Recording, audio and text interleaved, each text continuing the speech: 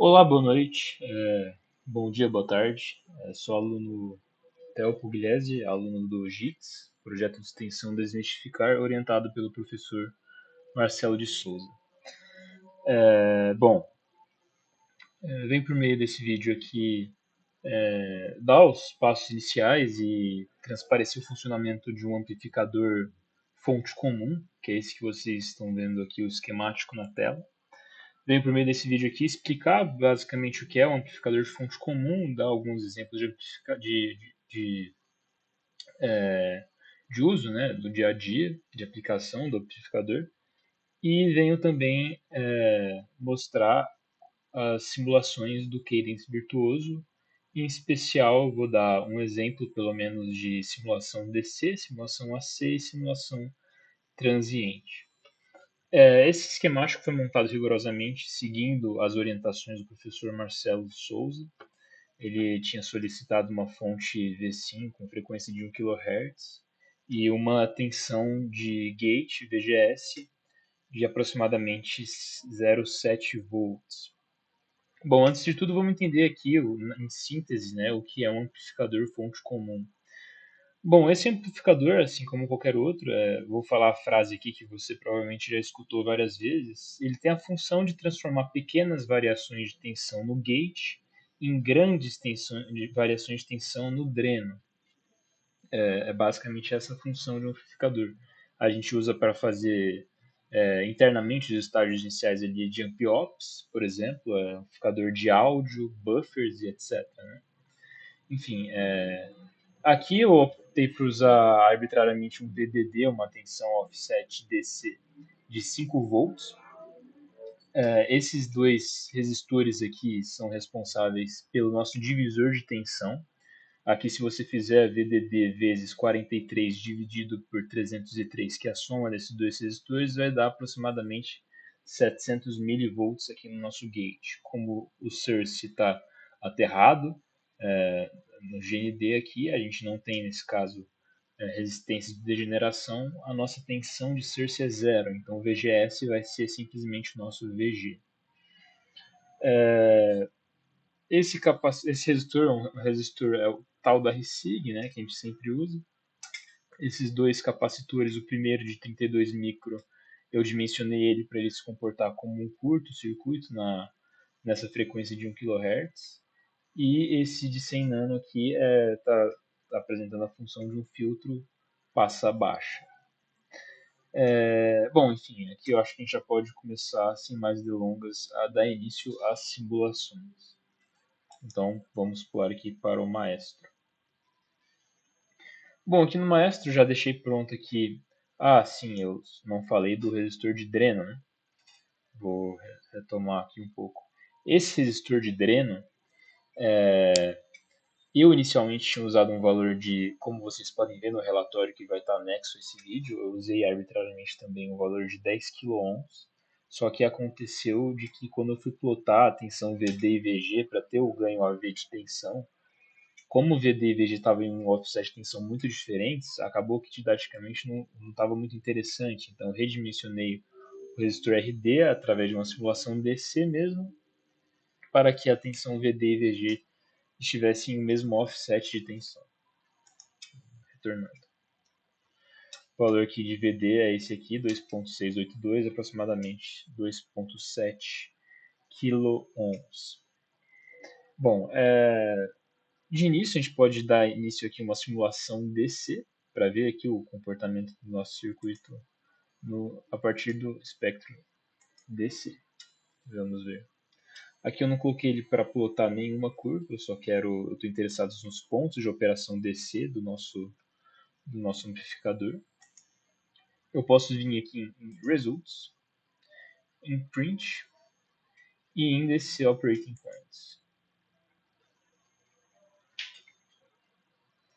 Como o elemento central aqui do nosso amplificador é o nosso NMOS, eu vou selecionar, obviamente, o nosso NMOS selecionado.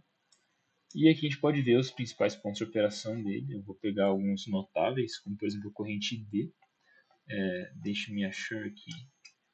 Aqui a nossa corrente D, 1.59 mA. A gente também consegue encontrar os valores de VGS e VDS. Aqui o nosso VGS, 709 mili. Eu tinha dimensionado para um VGS de 700 mili, então estamos com um valor aceitável e bom. E eu também dimensionei o resistor RD para que a gente tivesse um VDS no ponto de vista do espectro DC igual a VGS, então 709.093 aí, uma excelente margem do nosso dimensionamento.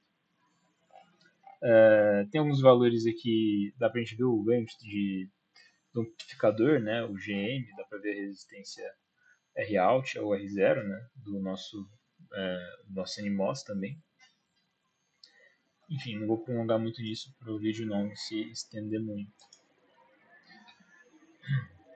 Bom, agora a gente pode também fazer uma simulação transiente. Aqui eu vou desmarcar a opção DC, nem precisaria, mas só estou interessado agora na simulação transiente. Essa vai ser uma simulação que vai plotar, agora eu vou selecionar as tensões VD e VG, uma vez que eu quero plotar as curvas de tensão VD e VG em função do tempo, para que a gente possa determinar aí o nosso ganho de tensão. Então vamos plotar nossa curva.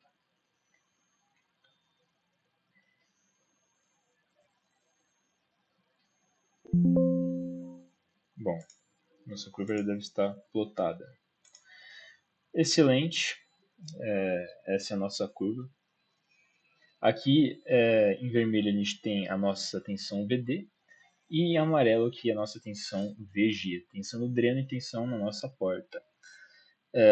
Se a gente fizer aqui, colocar marcadores, como eu fiz no relatório, para identificar os valores pico a pico de VD e VG, a gente pode facilmente descobrir o valor do nosso ganho a partir desses valores.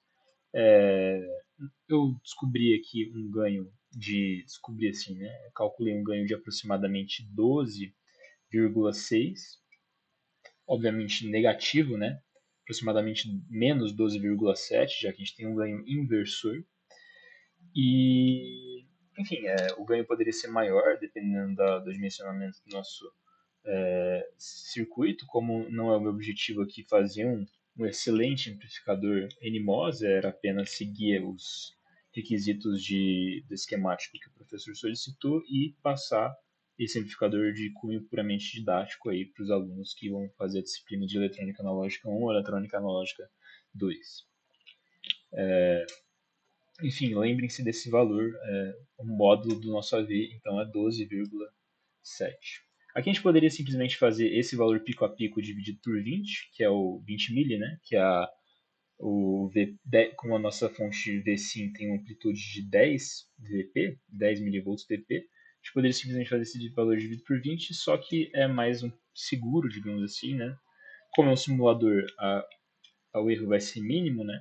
Mas se a gente pegar esse valor aqui pico a pico, a gente vai ter, claro, aproximadamente 20. E, enfim, é mais uma segurança para ter, às vezes, uma precisão um pouco maior aí nos cálculos.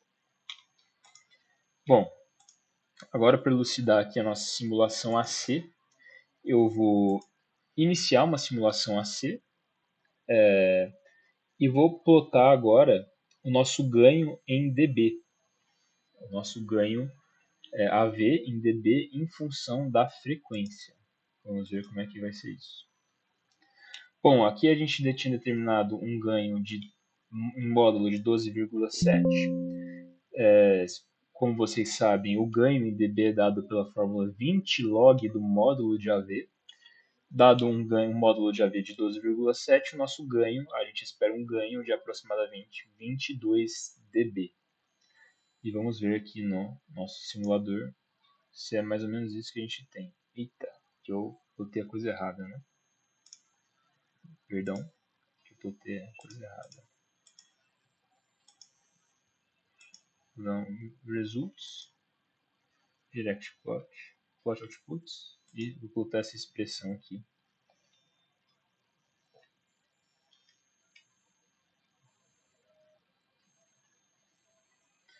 Pronto, agora sim.